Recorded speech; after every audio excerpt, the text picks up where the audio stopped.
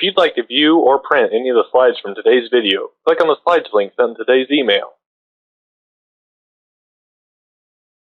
Good afternoon. Here are the closing market comments for Friday, November 4th.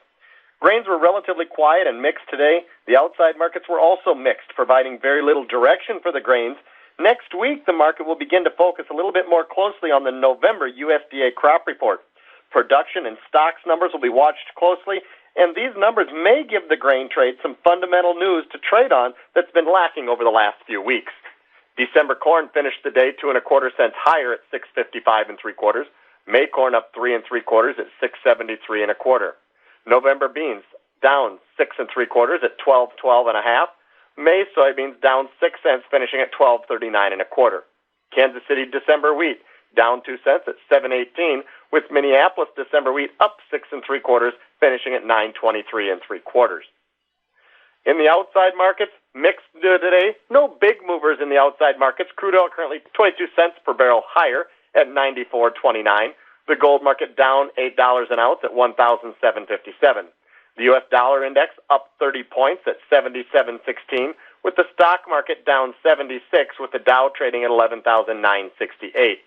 Livestock markets saw some small gains today at the close, with December cattle finishing 15 cents higher at 124.65, and the December hog contract finishing 40 cents higher at 87 even. Taking a look at our weekly price summary for the week, December corn futures up 3/4 cent, virtually unchanged from a week ago.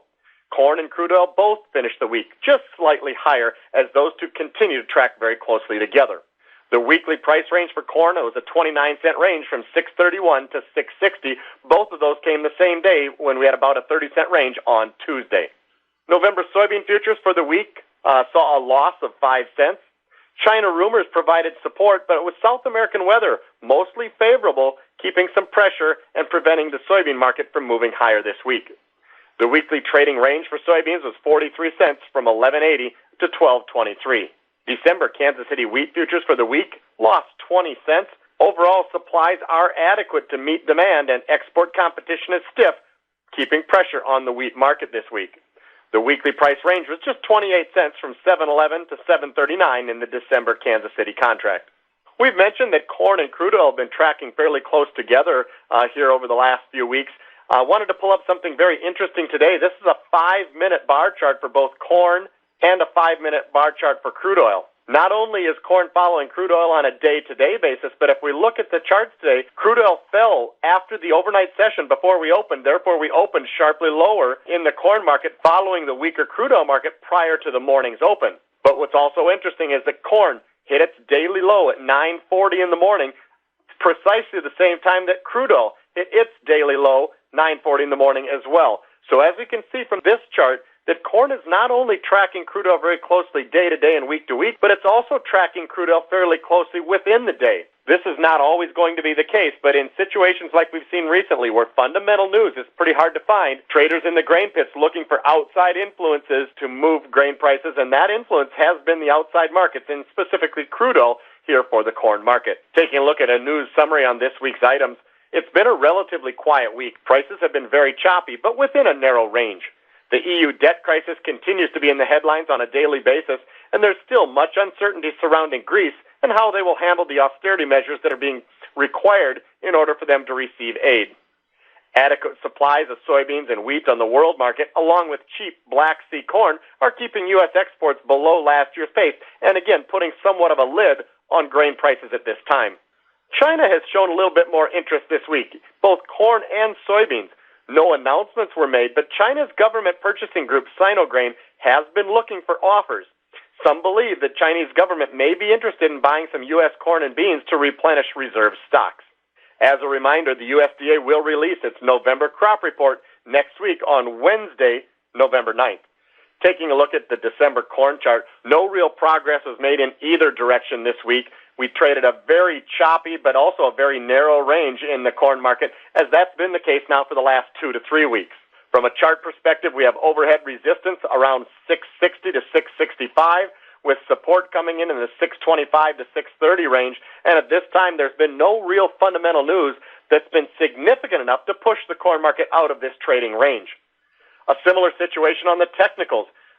Both the RSI chopping sideways for the last 3 weeks and the stochastics with no clear direction and in the middle of the range. Therefore, both the charts and the technical indicators at this time indicating a sideways choppy range until we can get some additional fundamental news to drive prices in one direction or the other. Traders will be watching the USDA November crop report next week on Wednesday very closely, as that could provide some fundamental news to push this market in one direction or the other. But for now, and heading into early next week, it continues to look like a sideways choppy range, waiting for news items to drive price direction.